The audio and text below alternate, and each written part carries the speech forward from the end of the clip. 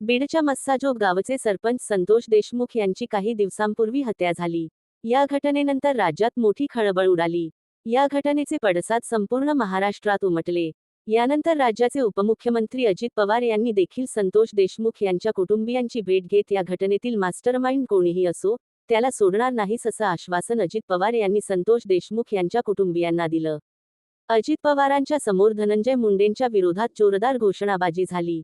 त्यानंतर आज पुन्हा अजित पवारांनी इशारा बारामतीत दिला आहे. कितीही किंमत मोजावी लागली तरी चालेल, पण आरोपीला सोडणार नाही, असा इशारा बारामतीत दिला. अजित पवार म्हणाले, बीडमध्ये जी घटना घडली त्याची क्रूरपणे हत्या केली, त्यांना भेटण्यासाठी गेलो. काहीही जरी झालं, त्याचा मास्टर माइंड कुणीही असेल तर त्याला सोडायच नाही. कितीही किंमत मोजावी लागली तरी चालेल. सिव्हिल सर्जन म्हणाला, पोस्टमार्टम करताना इतकी वाईट केस कधीच बघितली नाही. अशा घटनेने आम्हाला शरमेन मान खाली जाते. या नालायकांना फाशीची शिक्षा झाल्याशिवाय सोडायच नाही. फास्ट ट्रॅकवर केस चालवण्याच्या सूचना प्रशासनाला दिल्या.